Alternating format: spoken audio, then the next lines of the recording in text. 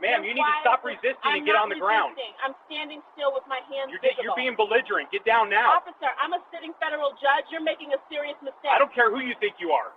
On the ground. My hands are empty. I'm not a threat, and your camera is recording this. But understand that every second of this is being recorded, and you're violating clearly established laws. The parking lot security camera captured everything, every word, every movement.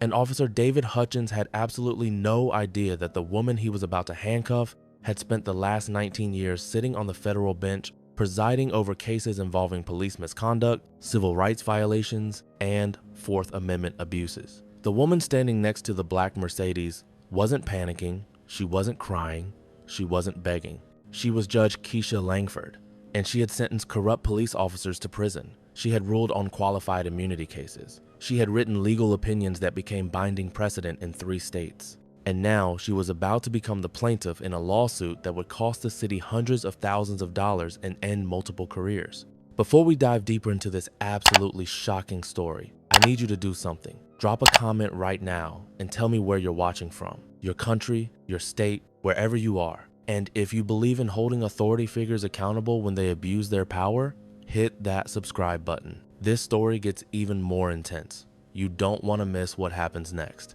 Keisha Langford was not someone who expected special treatment. At 52 years old, she had been a federal judge for nearly 2 decades. She had handled death penalty cases, organized crime prosecutions, and complex civil rights litigation. She was fair, thorough, and known for holding both prosecutors and defense attorneys to the highest standards. That Saturday afternoon, Judge Langford had been shopping. Nothing unusual, nothing suspicious, just a regular weekend errand run. She had gone to a high-end outdoor mall in La Jolla, purchased some items for her home, and was loading shopping bags into the trunk of her Mercedes when everything went wrong. The car was hers, properly registered, with current tags. She had the key fob in her hand. She was dressed in casual weekend clothes, jeans and a blazer, nothing flashy. She was doing exactly what thousands of people do every day in parking lots across America, loading purchases into a vehicle and preparing to leave. Then she heard the voice behind her. "Ma'am, step away from the vehicle." Keisha turned around. A San Diego police officer was approaching her, hand on his service weapon, not drawn, but resting on it, a position of readiness. Officer David Hutchins was 36 years old, 8 years on the force, and responding to what he thought was a suspicious person call. Someone had reported a woman acting suspiciously near expensive vehicles in the parking lot. The description was vague: black, female, medium build, near a black Mercedes. That was it. No description of suspicious behavior, no report of attempted theft, just a black woman near an expensive car. Hutchins had decided that Keisha was the suspicious person. Keisha kept her hands visible, one still holding her key fob.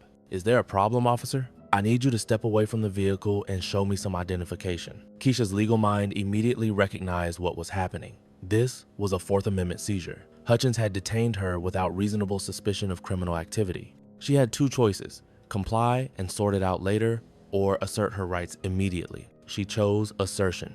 "Officer, I'm loading my own car with my own purchases. I have the key fob right here. What reasonable suspicion do you have that I'm engaged in criminal activity?" Hutchins didn't like the question. Most people he stopped didn't ask questions. They just complied. "Ma'am, I'm investigating a suspicious person report. I need to see your ID." "What specific suspicious behavior was reported?" Keisha asked. "Because loading shopping bags into a car isn't suspicious. It's normal. Someone called in a report.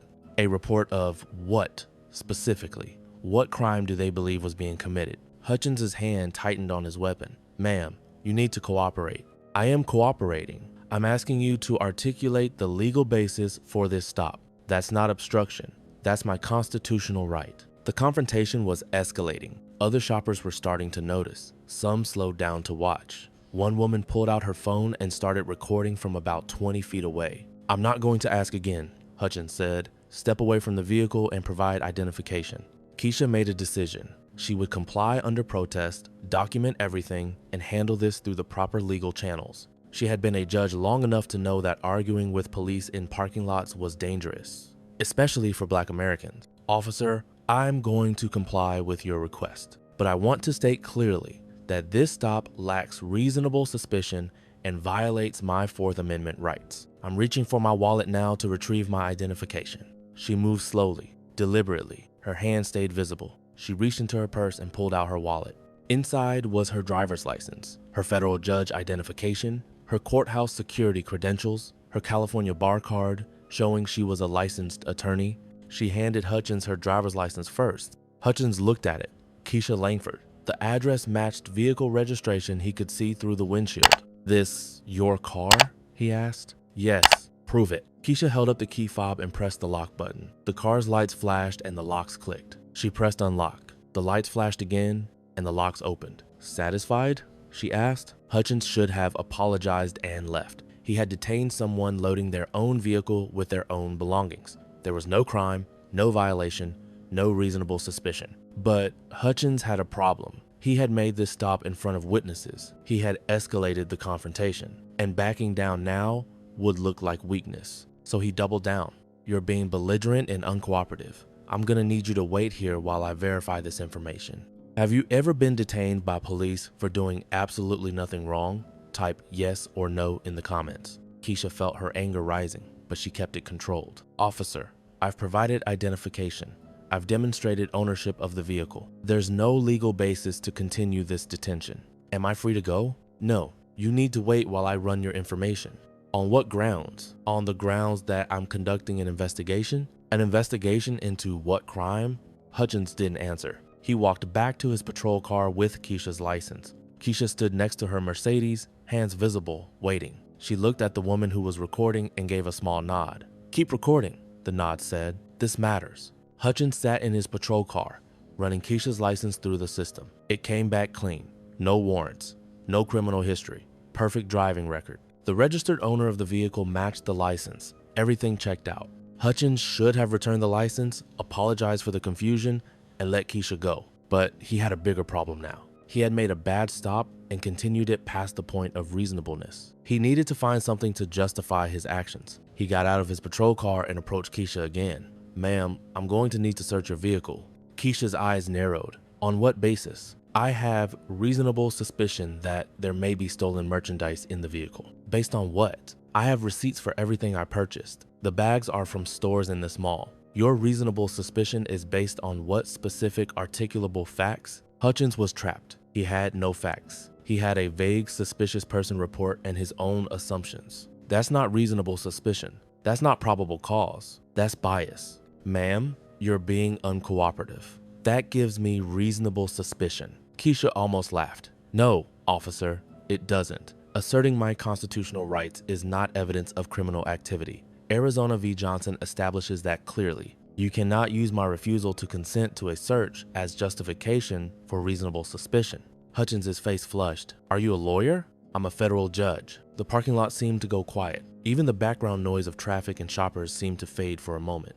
Hutchins stared at her. "You're a what?" "A federal judge. United States District Court, Southern District of California. I've been on the bench for 19 years. And you've just violated my Fourth Amendment rights in a way that is so clearly established that you won't be able to claim qualified immunity." Hutchins' hand moved away from his weapon. His posture changed. For the first time since the encounter began, uncertainty crossed his face. "I need to see proof of that." Keisha reached back into her wallet and pulled out her federal credentials. The official United States Court's identification with her photograph, her name, her title, and the seal of the federal judiciary. Hutchins took the credentials and studied them. His hands were shaking slightly. "This could be fake," he said, but his voice had lost its authority. "Call the federal courthouse. The main number is public. Ask for Chambers. They'll confirm my identity." The woman who had been recording spoke up from her position 20 feet away. "I've got all of this on video," she called out. "Everything." Hutchins looked at her, then back at Keisha. "Ma'am, I'm going to need you to step away from the vehicle." "We're past that point, officer," Keisha said calmly. "You've already detained me unlawfully. You've continued the detention past any reasonable time frame. You've requested a search without probable cause, and now you're escalating because you've realized you made a mistake. What you should do right now is return my identification, apologize, and call your supervisor." "I don't have to do anything." "Actually, you do. Because I'm not just going to file a complaint. I'm going to file a federal lawsuit. And every decision you make in the next 60 seconds is going to be evidence in that lawsuit." Hutchins made his worst decision of the day. Instead of de-escalating, instead of calling a supervisor, instead of admitting the mistake and trying to minimize the damage, he decided to assert his authority. "Ma'am, Turn around and place your hands behind your back. You're under arrest. For what? Interfering with a police investigation. There is no investigation. There's an officer who saw a black woman in an expensive car and made assumptions. But if you're going to arrest me, do it. The video is rolling. My credentials are in your hand, and you're about to make the biggest mistake of your career. Do you think the officer should have just apologized and walked away at this point? Let me know below. Hutchins pulled out his handcuffs. Keisha turned around slowly. She placed her hands behind her back. The metal cuffs clicked around her wrists. The woman recording the incident was talking on her phone now, presumably calling someone. Other shoppers had stopped to watch. A small crowd was forming. "What's happening?" someone asked. "The police are arresting a federal judge for loading groceries into her own car," another person answered. Hutchins walked Keisha to his patrol car. She didn't resist. She didn't argue. She just walked calmly, her head held high, her expression unreadable. He placed her in the back seat of the patrol car. The plastic seat was hard and uncomfortable. The car smelled like stale coffee and the chemical cleaner they used on the seats. Keisha sat perfectly still. Her mind was already working through the legal strategy. What claims to file? What evidence to preserve? What witnesses to contact? Hutchins got in the front seat and sat there for a moment. He picked up his radio, then put it down, picked it up again, put it down again. He knew he had made a mistake, a catastrophic mistake, but he had committed to the arrest.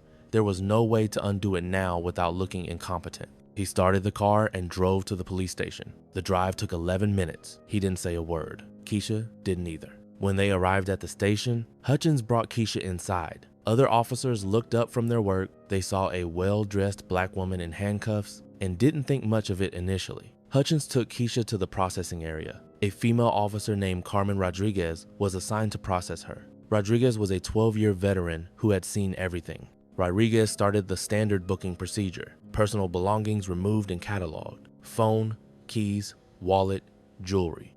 When Rodriguez opened the wallet, she saw the federal judge credentials immediately. She looked at the ID card, looked at Keisha, looked at Hutchins. "Where did you arrest her?" Rodriguez asked quietly. "Parking lot of the mall in La Jolla." What was she doing? Loading shopping bags into her car. Rodriguez's expression didn't change, but her eyes went hard. What were the charges? Interfering with an investigation. What investigation?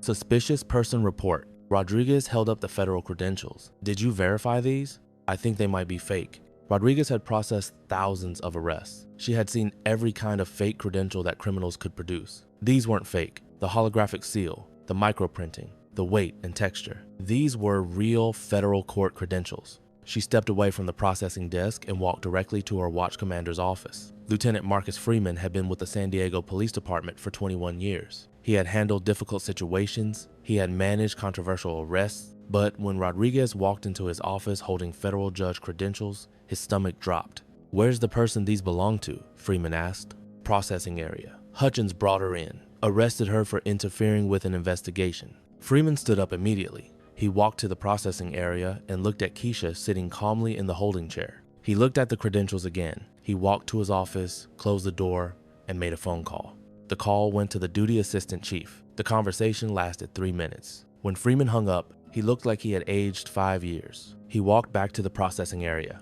"Judge Langford, I'm Lieutenant Freeman. I apologize for this situation. You're being released immediately."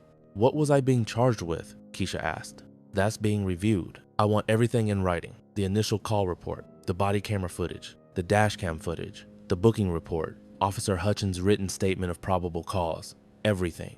Freeman nodded. "We'll have those ready for you. How long will that take?" "We can have digital copies ready within 24 hours. I want them tonight." There was no room for negotiation in Keisha's voice. Freeman recognized the tone. He had heard it in court before. The tone of a judge who had made a ruling and expected compliance. "I'll make sure you have them tonight." Keisha was uncuffed. Her belongings were returned. She was escorted out of the station by Lieutenant Freeman himself, who apologized 3 more times before she got in the Uber she had called. Keisha arrived home at 6:47 in the evening. She had been detained for 2 hours and 33 minutes. She sat in her living room for a long moment, processing what had happened. Then she picked up her phone and started making calls. The first call went to the Chief Judge of the Southern District of California. The second call went to her longtime friend who practiced civil rights law. The third call went to the American Civil Liberties Union. By Monday morning, the incident was being discussed at the highest levels of both the federal court system and the San Diego Police Department. The chief of police personally called Keisha to apologize. She listened politely and said she would be filing a federal lawsuit regardless. The lawsuit was filed on Wednesday, 23 pages, single-spaced, with citations to Supreme Court cases and references to specific timestamps in the video footage and body camera recordings. The lawsuit alleged unlawful detention, unlawful arrest, violation of Fourth Amendment rights, violation of 14th Amendment equal protection rights, and racial profiling. It named Officer Hutchins individually and the city of San Diego. The city attorney's office reviewed the case. They watched the parking lot security footage. They watched the body camera footage. They read the lawsuit. Then they called an emergency meeting with the police chief and the city manager. "This is indefensible," the city attorney said bluntly. "We detained a federal judge for loading her own car. The video shows it clearly. We have no legal defense. We need to settle." But before settlement negotiations could begin, the story leaked to the media. Local news picked it up first, then national outlets, then legal publications. Federal judge arrested while shopping became a headline that spread across the country. The video from the woman in the parking lot was posted online. Within 24 hours, it had 3 million views. Within a week, it had been viewed over 15 million times. The comment sections exploded. People shared their own stories of being profiled. Legal experts broke down every violation Hutchins had committed. Civil rights organizations use it as evidence of systemic problems in policing. The San Diego Police Department opened an internal investigation. They assigned their most senior internal affairs investigator to the case. The investigation took 4 weeks. They interviewed Hutchins multiple times. They reviewed every second of available footage. They analyzed the suspicious person call that had initiated everything. The findings were damning. The suspicious person call had been made by a mall security guard who had later admitted he thought Keisha looked out of place near expensive cars. When pressed on what that meant, he couldn't articulate any specific suspicious behavior, just a feeling. Hutchins had responded to that vague call and immediately focused on Keisha based on race. He had detained her without reasonable suspicion. He had continued the detention past any reasonable time frame. He had requested a search without probable cause. He had arrested her for asserting her constitutional rights. Every single action he took was a violation of department policy and constitutional law. The investigation also found patterns in Hutchins' history. Over the previous 3 years, Hutchins had made stops involving black motorists at a rate 2.8 times higher than the department average. His searches of black motorists were 3.4 times higher. His arrest rates showed similar disparities. The pattern had been there for years. Nobody had looked at the data. Nobody had connected the dots. Officer David Hutchins was terminated 6 weeks after the incident. The termination letter cited multiple violations: unlawful detention, unlawful arrest, racial profiling, violation of department policy, conduct unbecoming an officer. Hutchins tried to appeal. His union representative reviewed the footage and told him the same thing everyone else was telling him: "You're finished. The video is too clear. The victim is too credible. The violations are too obvious." Hutchins withdrew his appeal, but his termination was just the beginning of the consequences. The Department of Justice Civil Rights Division opened an investigation into the San Diego Police Department's stop and search practices. They wanted to know if Hutchins' bias was isolated or symptomatic of larger problems. The investigation took 8 months. They analyzed 5 years of stop data. They reviewed thousands of police reports. They interviewed dozens of officers and community members. Their findings were released in a 97-page report. Black residents were stopped at rates significantly higher than white residents, even after controlling for crime rates and population. Black motorists were searched at rates 3 times higher, despite being less likely to be found with contraband. The San Diego Police Department entered into a consent decree with the Department of Justice. The reforms were comprehensive: mandatory implicit bias training for all officers, early warning system for officers with problematic patterns, civilian oversight board with real authority, regular audits of stop data by race, body camera requirement for all uniformed officers, and federal monitoring for 3 years. Keisha's lawsuit settled 9 months after the incident. The settlement amount was never publicly disclosed, but sources familiar with the negotiations said it was $675,000. Keisha donated the entire settlement to civil rights organizations working on police reform. "I don't need the money," she told reporters in her only public statement about the incident. "I need the system to change. I need other people who don't have my resources and position to be protected from what happened to me." The parking lot security footage became required viewing at police academies across California. It was used in constitutional law classes. Civil rights organizations used it in community education sessions. 1 2-hour detention in a parking lot led to a terminated career, a $675,000 settlement, a federal consent decree, and systemic reforms that affected how an entire police department operated. David Hutchins never worked in law enforcement again. His termination for cause made him unhireable to other agencies. He tried private security work but couldn't maintain employment. He eventually left California entirely. He gave one interview to a local news outlet, claiming he had been following his training and that the judge had been uncooperative. The interviewer asked him if he had watched the footage. Hutchins said he had. The interviewer asked him what specific suspicious behavior Keisha had engaged in. Hutchins couldn't answer. Keisha Langford returned to the bench. She continued presiding over cases, including several involving police misconduct. Colleagues said the experience made her even more attuned to civil rights issues in her courtroom.